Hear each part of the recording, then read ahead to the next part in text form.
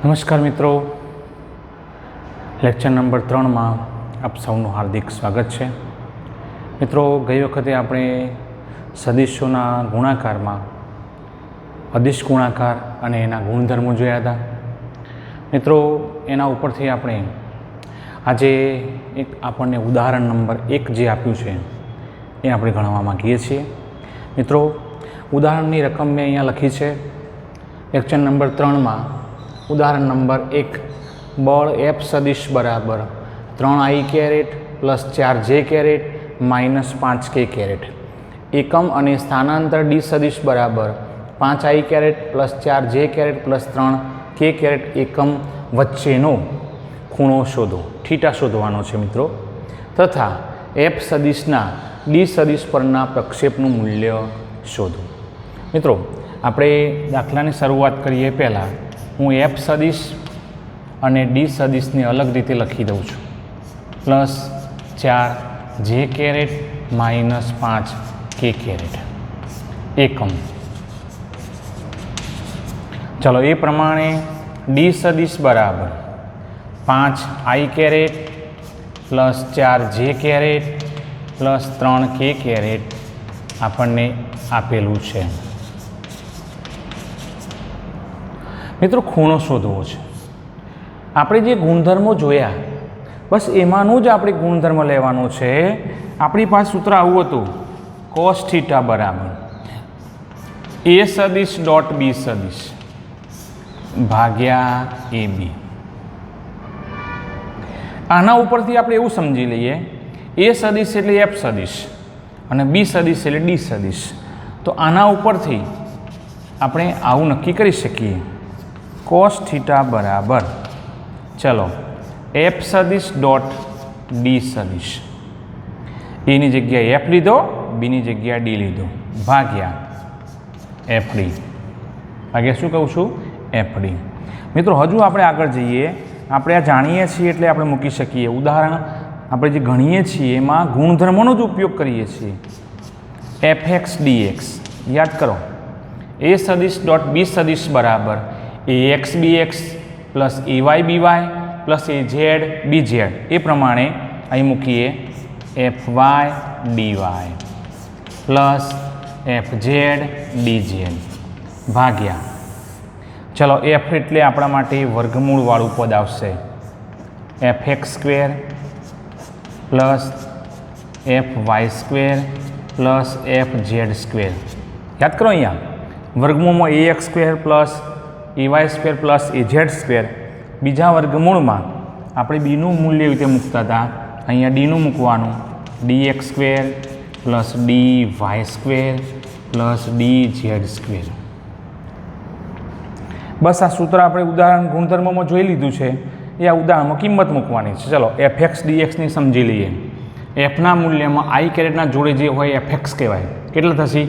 3, F Y 4, F Z minus 5, ચલો, D X 5, D Y 4, D Z 3. આનો આપણે ઉપયોગ કરીએ આપણને તો આપણને કોસ થીટાનું મૂલ્ય મળશે. મિત્રો, બધા મિત્રો ધ્યાન આપજો. Cos theta is equal to, ચલો, એફ એક્સ જે પણ મૂલ્ય મૂકવાનું થાય એ કૌંસમાં મૂકવાનું. ચલો, 3 હું અહીંયા એને આમ, ચલો, પછી કરીશું આપણે. પછી ડી એક્સ 5 પ્લસ પછી એફ વાય 4, ડી વાય પણ 4 થશે, F Z minus 5, D Z 3.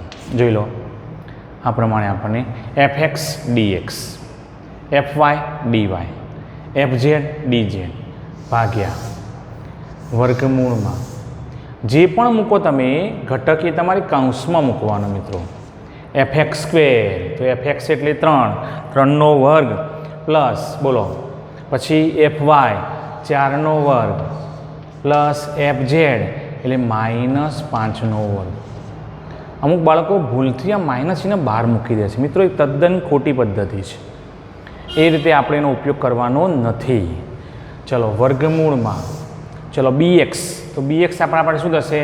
5નો વર્ગ પ્લસ પછી 4નો વર્ગ પ્લસ 3નો વર્ગ ઓકે, આપણે આ પ્રમાણે અહીંયા સૂત્રમાં કિંમત મૂકી. હવે આપણે અહીંયા કિંમતો જે મળી છે એનો ગુણાકાર આપણે વર્ગમૂળ લેવા અંદર વર્ગમૂળ લઈશું. 15 16 -15 ભાગ્યા વર્ગમૂળમાં હું સીધું મૂકું છું. 3નો વર્ગ 9 + 16 + 25 -5નો વર્ગ 25 થાય. -5 ગુણ્યા -5 એટલે માઇનસમાં પ્લસ થઈ 5 × 5 એટલે 25. ચલો 25 + 16 + 9. ચલો ઇઝ ઇક્વલ ટુ અહીંયા બંને જતા રહેશે. જુઓ વિરોધાભાસ છે 16. 25 અને 25 આ થશે એટલે 50. 50 આ પણ 50 થશે એટલે 16 ભાગ્યા જો વર્ગમૂળ 50 વર્ગમૂળ 2 વખત છે એટલે આવું થાય. વર્ગમૂળ 50નો વર્ગ 2 વખત ગુણાકાર છે એટલે વર્ગમૂળનો વર્ગ બંને નીકળી જશે એટલે 50 આવે એટલે નીચે 50 આવશે. કોના બરાબર? cos θ બરાબર. cos θ બરાબર આપણે મૂકી શકીએ. જોઈ લો હવે cos θ બરાબર 16 ભાગ્યા 50 ઉપર નીચે 2 વડે તમે ગુણો તો ઉપર 32 થાય, નીચે 100 થશે એટલે 0.32. 0.32 આપણને કિંમત મળશે મિત્રો. હવે આપણે આમાં 2 રીતો છે. તમે સીધું આવું પણ કહી શકો થીટા બરાબર આ કોસ આ બાજુ જશે તો એનું મૂલ્ય આવું થશે cos ઇન્વર્સ 0.32. આવું મૂકી શકીએ. પણ ધારો કે આપણે એને વિધિવત રીતે ખૂણો શોધવો છે. આ ખૂણાનું મૂલ્ય તમારે અહીંયા અપૂરતું આવ્યું. તમે મૂકી શકો દાખલો સાચો છે, આટલું સુધી લાવો તો દાખલો સાચો બને, પણ હજુ આપણે જવું છે તો કોસનું આપણે મૂલ્ય સાઇનમાં ફેરવી દેવાનું. સાઇન 90 - θ બરાબર 0.32. શું કર્યું? cos θનો કોટિકોણ મૂકી દીધો. હવે આપણે સાઇન વિધેયમાં ફેરવાઈ ગયું. હવે આ મૂલ્ય સાઇનમાં જોવાનું. તમારે શું કરવાનું? અહીંયા પાછળ આવી તમારી પાસે અહીંયા આ પ્રકારના ટેબલવાળી કોઈ બુક હશે તમારી પાસે, લોગેરિધમની બુક. એમાં નેચરલ સાઇનમાં તમારે જોવાનું. શેમાં જોવાનું? નેચરલ સાઇનમાં. અને નેચરલ સાઇનમાં જોશો તો તમને ત્યાં 18 ડિગ્રીના ખાનામાં 36 સેકન્ડ જે થશે, સોરી 36 મિનિટવાળા જે પદમાં જે છે એમાં તમે જોશો તો 31 90 અને બીજા 8 કળા તમને મળશે એટલે કુલ 36 ને 3 39. એટલે અહીંયા થશે સાઇન 90 - θ બરાબર સાઇન 18 ડિગ્રી 39 મિનિટ થશે. આ મૂલ્ય નેચરલ સાઇનમાં જોવાનું. નેચરલ સાઇનમાં જોશો તમે તો તમને 18 ડિગ્રી 36 મિનિટ અને 3 મિનિટ પેલી આપણને એડ કરવાની જે મેઇન ડિફરન્સવાળી એ ભેગું થઈને આપશે. બંનેમાં સાઇન વિધેય સમાન છે એટલે અહીંયા દૂર કરીએ છીએ તો આ પ્રમાણે મળશે 18 ડિગ્રી 39 મિનિટ. થીટાની હું આ બાદ લાવું તો પ્લસ થઈ જાય અને આ બાદ લાવું તો માઇનસ થાય. થીટા બરાબર 90 ડિગ્રી. જો 90 ડિગ્રીમાં કળા નથી એટલે આપણે કળા મૂકીએ આમ -18 ડિગ્રી 39 મિનિટ. અહીંથી આખી ડિગ્રી ઉઠાવવાની. 89 ડિગ્રી અહીં 60 એટલે અહીંયા 1 થશે, અહીંયા 2 થશે. ચલો અહીંયા 1 7 થીટા બરાબર. તો આપણો ખૂણો કેટલો આવ્યો? 71 ડિગ્રી 21 મિનિટ. કોઈ કે સાહેબ મારે આ લખવું છે આની જગ્યાએ તો લખી શકાય. તો અહીંથી જ તમારે આ મૂકવાનું. થીટા બરાબર cos ઇન્વર્સ 0.32. બોલો યાદ રહી જશે. આ જે થયું આપણા માટે એ ખૂણો શોધવાનો છે. તો ખૂણો આપણને મળી ગયો. હવે રકમમાં શું કહે છે? f સદિશના ડી સદિશ પરના પ્રક્ષેપનું મૂલ્ય શોધો. પ્રક્ષેપ શોધવાનું થાય કોનો? f સદિશનું. તો મૂકું છું, ધ્યાન આપજો. f સદિશના ડી સદિશ પરના પ્રક્ષેપનું મૂલ્ય મિત્રો જેનો કીધો હોય, પરનો નહીં, જેનો, તો એ ઘટકનું મૂલ્ય લેવાનું અને જોડે શું મૂકી દેવાનું? Cos theta. શું મૂકી દેવાનું? Cos theta. હું ધારો કે એમ કહું, ડી સદિશના એફ સદિશ પરના પ્રક્ષેપનું મૂલ્ય, ડી સદિશના, તો શું આવશે? D cos theta. ખ્યાલ આવી ગયો? તો જુઓ અહીંયા એફનું મૂલ્ય, હવે તમારી પાસે એફનું મૂલ્ય આવું આવે, જુઓ fx square plus fy² plus fz² અને શું મૂકીશું? Cos theta. ચલો ઇઝ ઇક્વલ ટુ fx² એટલે ટૂંકમાં આ જ થવાનું પહેલું. ચલો fx એટલે 3નો વર્ગ પ્લસ 4નો વર્ગ પ્લસ -5નો વર્ગ અને ગુણ્યા કોસ થીટા. તો કોસ થીટાનું મૂલ્ય આપણે કેટલું છે અહીંયા? 0.32 થશે. તો આપણે એનો ઉપયોગ કરીએ. ચલો આ તો વર્ગમૂળમાં 50, 0.32. ચલો 50નું વર્ગમૂળ કરી અને 0.32 સાથે ગુણી કાઢીએ. ગુણ્યા 0.32 કિલો જવાબ આવે છે 2.262. એની જગ્યાએ 63 કરી દઉં તો એફ કોસ થીટા આપણને એકમ આટલું મળશે. ચલો તમારે વધારાનું ભલે નથી પૂછ્યું, પણ ડી સદિશના એફ સદિશ પરના પ્રક્ષેપનું મૂલ્ય એ તમારે જાતે શોધી કાઢવાનું. સૂત્ર કયું આવશે?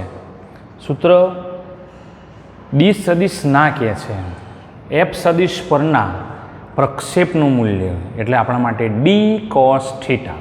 ઓકે, જાતે પ્રયત્ન કરો મિત્રો. એ આપણને અહીંયા પ્રક્ષેપનું મૂલ્ય આવશે ડી સદિશના એફ સદિશ પરનો. મિત્રો ઉદાહરણ પછી આપણો પ્રશ્ન છે અને ખાસ મહત્ત્વનો. આઈએમપી કહું તો ખોટું નથી, કારણ કે આનો ઉપયોગ આપણે 12મા ધોરણમાં પણ કરવાનું થશે. ગતિ ઉર્જા એટલે શું? કાર્ય ઉર્જા પ્રમાણે સમજાવો. મિત્રો ગતિ ઉર્જા તમારા માટે નવો શબ્દ નથી, પણ એ ગતિ ઉર્જા અને એના ઉપરથી મળતો આ પ્રમેય જે છે એ આપણને કેવા કેવા ખ્યાલો આગળ આપણને અહીંયા રજૂ કરે છે એનું આપણે ડીપમાં સમજીશું. તો પહેલાં તો ઉર્જા એટલે શું? ઉર્જાને અંગ્રેજીમાં એનર્જી કહેવાય. શું કહીશું? એનર્જી. આપણે ઉર્જાને મોટે ભાગે જો એના પ્રકાર લેવા હોય તો 2 પ્રકાર છે, સ્થિતિ ઉર્જા અને ગતિ ઉર્જા. તો ઉર્જા એટલે શું? દાખલા તરીકે હું એમ કહું કે કોઈ ખેતરમાં કામ કરતો કોઈ ખેડૂત હોય ગામડાનો અને શહેરનો કોઈક વ્યક્તિ નોકરિયાત હોય, આ બંને વ્યક્તિઓ વચ્ચેની સાપેક્ષતા જોઈએ, તફાવત જોઈએ તો આપણને તરત જ ખબર પડે.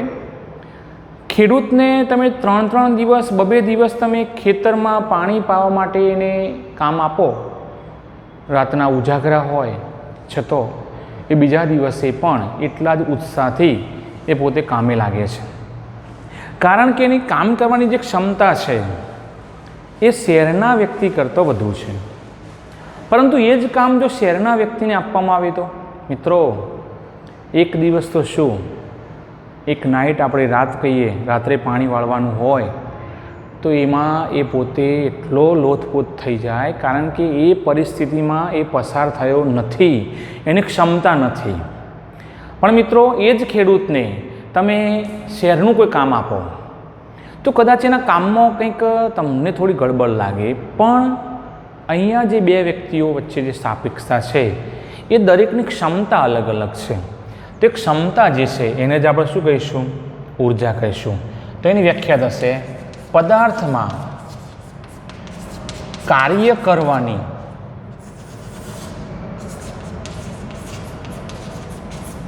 ક્ષમતાને શું કહીશું? ઉર્જા કહે છે. ઉર્જા કહેવાય.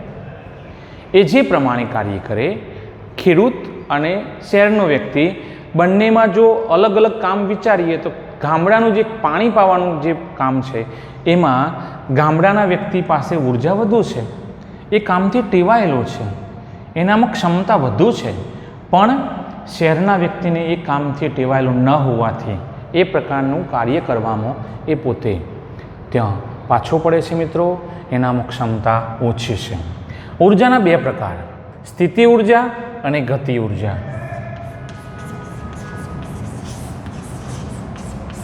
આને કહેવાય કાઇનેટિક એનર્જી.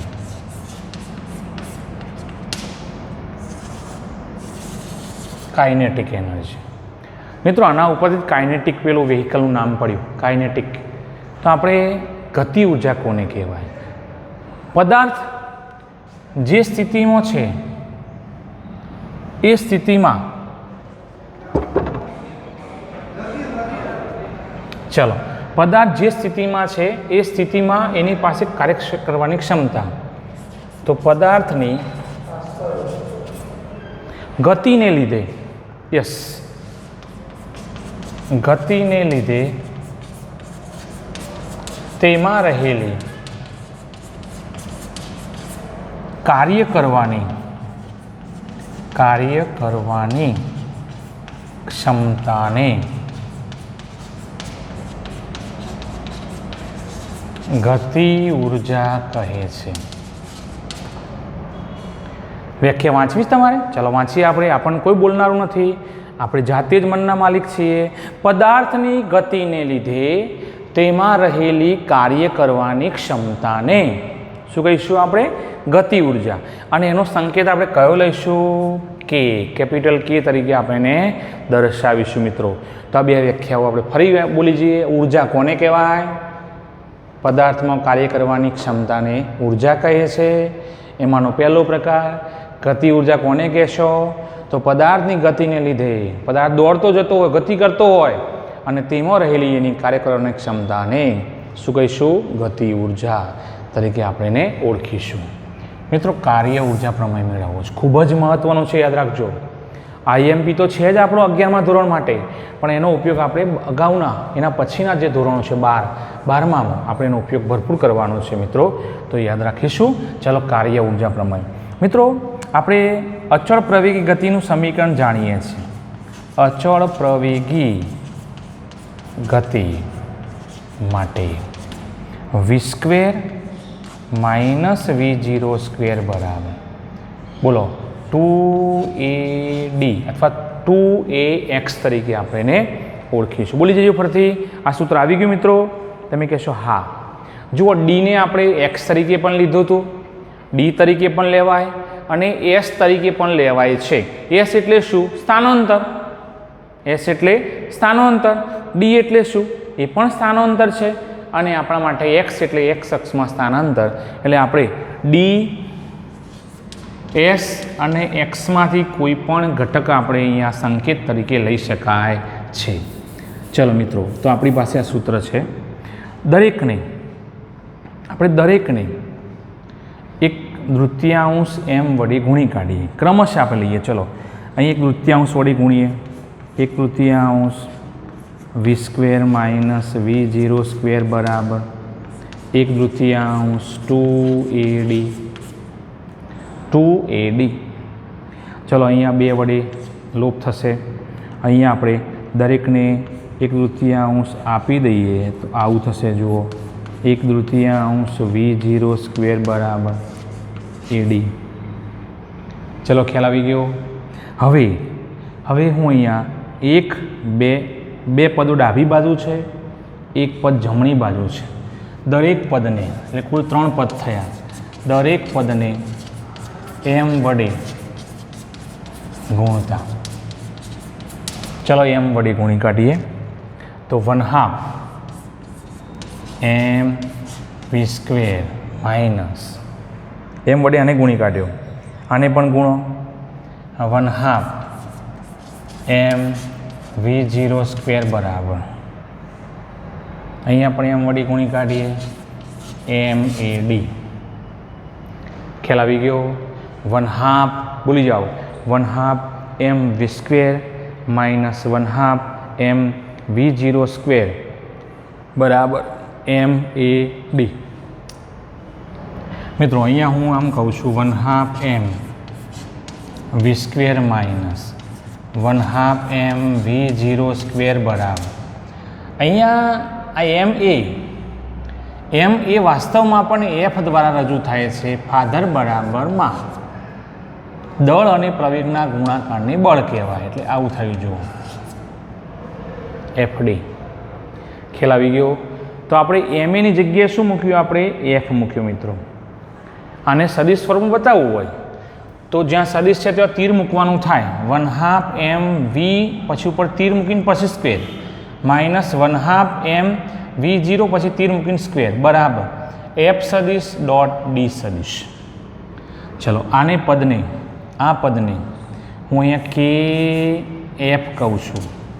kf એટલે અંતિમ ફાઇનલ કાઇનેટિક એનર્જી, અંતિમ ગતિ ઉર્જા માઇનસ ki ઇનર્શિયલ એટલે પ્રારંભિક ગતિ ઉર્જા બરાબર અને એક નવા નામથી ઓળખીશું.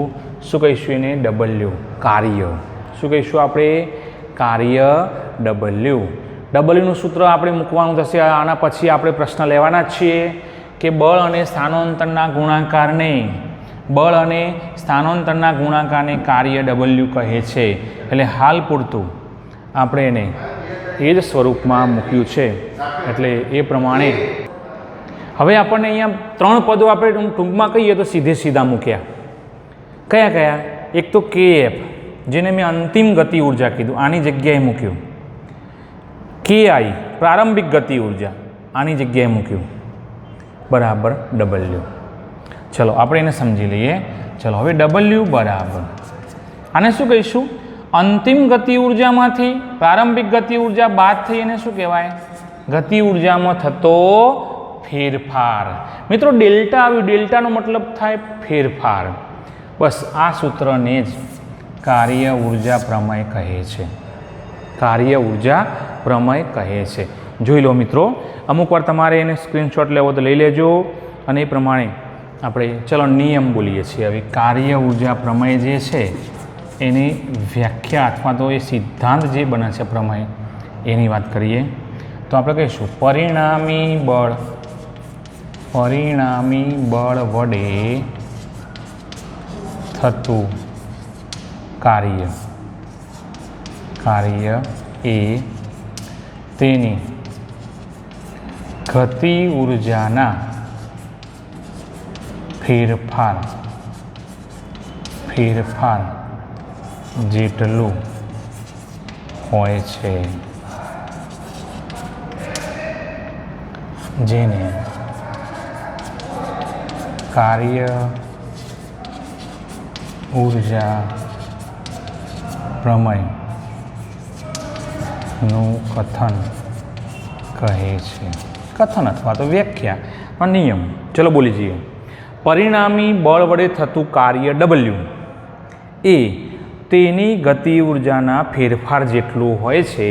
આ જે આપણે સ્ટેટમેન્ટ લખ્યું છે એને આપણે શું કહીશું? કાર્ય ઉર્જા પ્રમેય તરીકે આપણે એને ઓળખીશું. મિત્રો તો અહીંયા એ કાર્ય ઉર્જા પ્રમેય. ચલો હવે આપણે થોડીક વાત આપણે જે સીધી લીધી છે એની વાત કરીએ.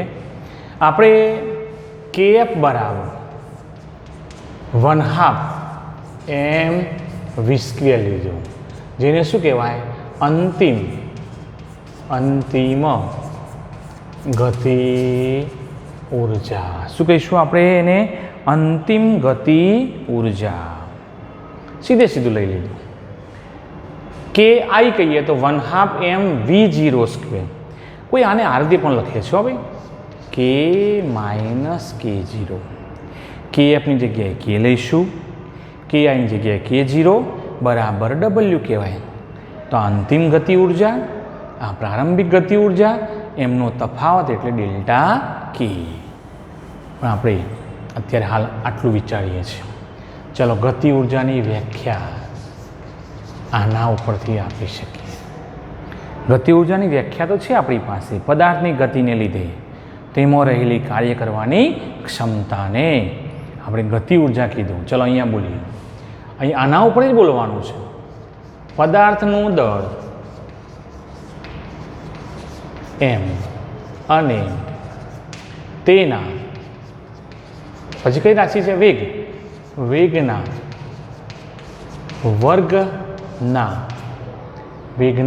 વર્ગના અડધા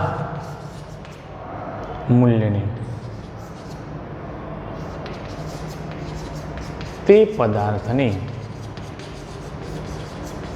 ગતિ ઉર્જા કહે છે.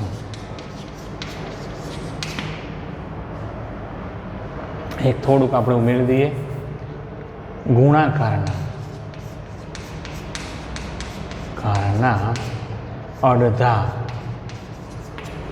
અડધા મૂલ્યને તે પદાર્થનું આપણે અહીંયા ગતિ ઉર્જા તરીકે આપણે એને ઓળખીશું. મિત્રો વ્યાખ્યા બોલી જઈએ આપણે.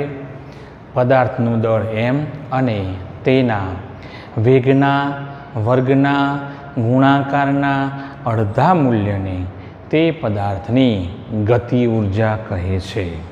મિત્રો kF બરાબર 1/2 mv². હું આને નંબર 1 આપું છું કારણ કે આના ઉપરથી આપણને ગતિ ઉર્જાના બીજા સમીકરણો પણ આપણને મળશે. ચલો kF બરાબર 1/2 mv × v. v² ને હું આરથી લખી શકું? v × v લખાય, v × v લખાય બરાબર 1/2 mv એટલે p થાય, વેગમાન કહેવાય. શું કહેવાય? વેગમાન. તમે ભણી ગયા છો અગાઉના ચેપ્ટરમાં. mv રેખીય વેગમાન p વડે બોલાવાય અને બાજુમાં v મૂકી દીધો. તો kF એટલે કે ગતિ ઉર્જાનું એક બીજું સૂત્ર પણ છે, 1/2 pv. નંબર 2. ચલો kF બરાબર, હું આના પદ ફરથી લખું છું, 1/2 mv × v. એનું એક પદ મેં પાછળ લખ્યું. હવે જો થોડુંક અહીંયા ફેરફાર એવી રીતે કરીએ, જુઓ 1/2 mv × mv. એકલો v હતો, મેં m વડે ગુણ્યો, પણ m બહારથી મૂક્યો હારો એમ, તો હું છેદમાં પણ મૂકી દઉં છું એટલે પરિણામ બદલાય નહીં. આ એમનો લોપ થાય એટલે ઉપરનું પદ મળી જાય. ચલો જુઓ, mv એટલે p, mv એટલે p, p × p એટલે p² ભાગ્યા 2m. સમીકરણ નંબર 3. તો આપણને ગતિ ઉર્જાના કુલ આપણને કેટલા? 3 સમીકરણો મળે છે. તો ગતિ ઉર્જા બધા સૂત્રો આપણે વારંવાર ક્રમશઃ બોલી જઈએ. પહેલું સમીકરણ બોલીએ, kF બરાબર, ફક્ત k બોલો તો પણ ચાલશે, ફક્ત ગતિ ઉર્જા બરાબર 1/2 mv². ચલો બીજું સૂત્ર, ગતિ ઉર્જા બરાબર 1/2 pv. પછી ત્રીજું સૂત્ર, ગતિ ઉર્જા બરાબર p² ભાગ્યા 2m. ચલો મિત્રો, ગતિ ઉર્જાના આપણે થોડાક હેતુલક્ષી આપણે, જો કે અગાઉ તમે ભણી ગયા છો, એનો એકમ આપણે વ્યાખ્યા તો આપણે જોઈ ગયા. વ્યાખ્યાઓ કેટલા પ્રકારની થઈ? 2 પ્રકારની. એક એના સૂત્ર ઉપરથી અને એક એના શબ્દ ઉપરથી. ચલો એકમ, તો એકમ છે એને આપણે એકમની વાત કરીએ તો એકમ શું થશે? જૂલ. સંકેત શું થશે? Capital G. અથવા આ સૂત્ર ઉપરથી newton into metre, newton into metre. ચલો પારિમાણિક સૂત્ર, પારિમાણિક સૂત્ર ગતિ ઉર્જાનો સંકેત આપણે કેપિટલ K લઈએ તો m1L2 T-2. તો આવું થશે, m1L2 T-2. ચલો કેવી રાશિ છે? તો રાશિ યાદ રાખીશું, અદિશ રાશિ છે. એને દિશાની જરૂર પડતી નથી, માત્ર ને માત્ર મૂલ્યની જ જરૂર પડે છે. તો મિત્રો યાદ રાખજો, આપણે અહીંયા કાર્ય ઉર્જા પ્રમાણે કોને કહેવાય? ગતિ ઉર્જા, અને એના આપણે સૂત્રો આપણે ખાસ યાદ રાખવાના છે. ચલો મિત્રો, ઉદાહરણ નંબર 6.2 રકમ મેં બોર્ડમાં લખી છે, આપણે બધા ધ્યાનથી એને જોઈએ આપણે જાણીએ છીએ કે વરસાદનું ટીમ્પું નીચે તરફ લાગતા ગુરુત્વાકર્ષણ બળ અને વિરુદ્ધ દિશામાં લાગતા અવરોધક બળ, મિત્રો અવરોધક બળ એટલે હવાનું અવરોધક બળની અસર હેઠળ પડે છે. અવરોધક બળ ટીમ્પાની ઝડપના સમપ્રમાણમાં હોય છે, જે સામાન્ય રીતે જોઈ શકાતું નથી. ધારો કે 1 ગ્રામ દળનું એક ટીમ્પું 1 કિલોમીટર ઊંચાઈએથી નીચે પડે છે. તે જમીન પર 50 મીટર પ્રતિ સેકન્ડની ઝડપથી સ્પર્શે છે. વિકલ્પ એ, ગુરુત્વાકર્ષણ બળ વડે કેટલું કાર્ય આપણને થયું હશે. નંબર બી, અજ્ઞાત અવરોધક બળ વડે કેટલું કાર્ય થયું હશે. મિત્રો જી બરાબર આપણે આ દાખલામાં આપણે જી બરાબર 10 મીટર પ્રતિ સેકન્ડ સ્ક્વેર આપણે લઈશું. જો અમુક જે આપણને પદો આપેલા છે એને નોંધમાં લઈ લઈએ. ધારો કે વરસાદનું ટીમ્પું છે. વરસાદના ટીમ્પા અંદર પાણી હોય એટલે એને વજન હોય. નીચેની બાજુ ધારો કે એનું દળ હું એમ લઈ લઉં અને એ વખતે એ નીચેની બાજુએ ગુરુત્વાકર્ષણ બળ કયું સૂત્ર થશે? mg. ગુરુત્વાકર્ષણ બળ વડે થતું કાર્ય એટલે mg વજન બળ. અને ઉપરની બાજુએ આને અવરોધક બળ કહીશું. શું કહીશું?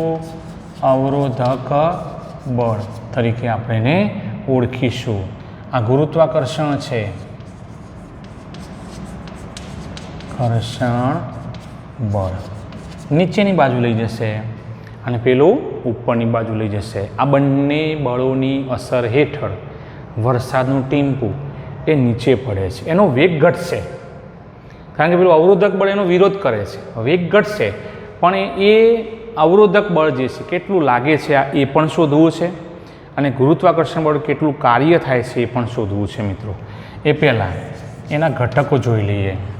ચલો, વરસાદના ટીમ્પાનું આપણને દળ કહી દીધું છે. જુઓ તો 1 ગ્રામ. ચલો એને શું કહીશું? 10⁻³ કિલોગ્રામ. એ તો ખબર છે તમને.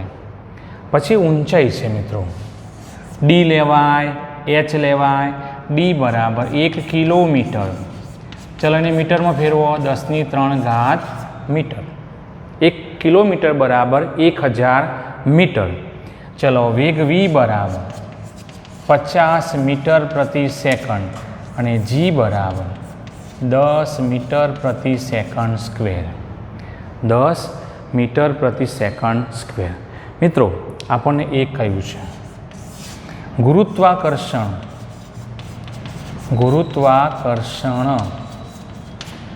પહેલું બળ વડે થતું કાર્ય. બળ વડે થતું કાર્ય ચલો શોધીએ. તો આપણી પાસે ગુરુત્વાકર્ષણ બળ કેટલું છે? mg. એને વજન બળ કહેવાય. કેટલી ઊંચાઈથી નીચે પડે છે? તો કે ડી ઊંચાઈએથી. આ ઊંચાઈ સમજવાની તમારે. કોઈ એચ લે તો પણ ચાલે. અને આને આપણે કાર્ય તરીકે ઓળખીએ છીએ કારણ કે W બરાબર FD. W બરાબર FD. F એટલે mg અને D એટલે ઊંચાઈ. mgd અથવા તો mgh કહેવાય. ચલો એમનું મૂલ્ય કેટલું છે? 10⁻³ જીનું મૂલ્ય 10 અને ઊંચાઈ કિલોમીટરમાં આપી છે તો જવાબ શું થશે? 10 જૂલ. હું આને એક નવો સંકેત આપું, WG એટલે ગુરુત્વાકર્ષણ બળને લીધે એટલે ગ્રેવિટેશનલ ફોર્સ કહીશું આપણે. એ WG આપણને કેટલું મળ્યું? 10 જૂલ મળ્યું. હવે મિત્રો આપણે પેલું અવરોધક બળ લેવું છે, પણ અવરોધક બળ લેતી વખતે આપણે કાર્ય ઉર્જા પ્રમેયનો ઉપયોગ કરીશું. મિત્રો પ્રારંભમાં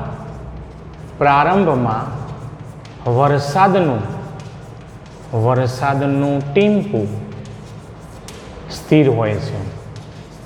સ્થિર હોવાથી V0 બરાબર 0. એટલે આમ બીજા શબ્દોમાં કહીએ તો મુક્ત પતન કહેવાય. વાદળોમાં જ્યારે વરસાદનું પાણી હોય અને ત્યાંથી નીચે પડે તો શરૂઆતમાં સ્થિર હોય, મુક્ત પતન કરે, અને એ વખતે આપણને ગતિ ઉર્જામાં થતો ફેરફાર શું મળશે? kf minus ki. kf એટલે 1/2 mv² માઇનસ 1/2 mv0². ચલો is equal to 1/2 m. m એટલે કેટલા? 10⁻³ અને v એટલે 50, તો 50નો વર્ગ માઇનસ આ તો 0 થઈ જાય. કેમ? m મળે પણ v0 શું છે? 0. ઇઝ ઇક્વલ ટુ આપણે અહીંયા ભાગ્યા 2 એટલે 1250 ગુણ્યા 10⁻³ એટલે 1.25 જૂલ ડેલ્ટા કે બરાબર આટલી ગતિ ઉર્જામાં થતો ફેરફાર મળે. ચલો ખ્યાલ આવી ગયો. હવે કાર્ય ઉર્જા પ્રમેય મુજબ કાર્ય ઉર્જા આપણે આ જે વિકલ્પ છે એ બી વિકલ્પ છે, યાદ રાખજો. પ્રમેય મુજબ હમણાં બોલ્યા W બરાબર ડેલ્ટા કે. હવે અહીંયા બે પ્રકારના બળો ટીમ્પા ઉપર અસર કરે છે, એક ગુરુત્વાકર્ષણ બળ અને બીજું અવરોધક બળ. તો કાર્યના મૂલ્યો બે મળે, ગુરુત્વાકર્ષણ બળ થતું કાર્ય અને અવરોધક બળ આર. આર એટલે અવરોધ, રેઝિસ્ટન્સ એટલે અવરોધ, અવરોધક બળ વડે થતું કાર્ય, એનો મતલબ આ પ્રમાણે બરાબર ડેલ્ટા કે. ચલો WR ને હું સૂત્રનો કરતા બનાવું, એને કહેવાય અવરોધક બળ વડે થતું કાર્ય. સૂત્રનો કરતા બનાવો તો ડેલ્ટા કે માઇનસ WG, ડેલ્ટા કે માઇનસ WG આપણને મળશે. ચલો કિંમત મૂકીએ, આપણે કિંમત મૂકીએ તો WR બરાબર ડેલ્ટા કે 1.250 ઓછા WG 10 ઇઝ ઇક્વલ ટુ 1.250 ઓછા 10 કેટલો જવાબ આવે? -8.75 જૂલ. મિત્રો અહીંયા ઋણ કેમ આવ્યું? તો ટીમ્પાની જે આવવાની દિશા છે એ નીચેની તરફ છે, જ્યારે અવરોધક બળની દિશા મેં બતાવ્યું છે, અવરોધ ટીમ્પાની આવવાની દિશા નીચેની બાજુ છે, પણ અવરોધક બળની દિશા કઈ બાજુ છે? ઉપરની બાજુ છે. માટે આપણે અહીંયા અવરોધક બળ વડે થતું કાર્ય એ અહીંયા માઇનસ આવે છે. એની પાછળનું કારણ કે જે કુલ કાર્ય છે 10 જૂલ, એમાંથી આટલું મૂલ્ય બાદ થઈ અને આપણને ટીમ્પાને જે નીચે લાવતી જે ઉર્જા થશે, જે કાર્ય થશે, એ ડેલ્ટા કે બરાબર 1.250 જૂલ જ આપણને અહીંયા મળે છે. બોલો મિત્રો, યાદ રહેશે? તો આપણે આજનું કામ આપણે આટલે અટકાવી દઈએ છીએ. ઉદાહરણ નંબર 6.1 અને 6.2 આપણે નોટબુકમાં એની નોંધ કરીશું. અને એ સિવાય જે પ્રશ્ન ગતિ ઉર્જા અને કાર્ય ઉર્જા પ્રમેયનો જે પ્રશ્ન થયો મિત્રો, એ આપણા માટે બહુ મહત્ત્વનો હોવાથી ને નોટબુકમાં એને આપણે પ્રશ્નના સંદર્ભમાં નોંધ કરીશું. મિત્રો ચલો આવતી વખતે ફરી મળીશું આપણે.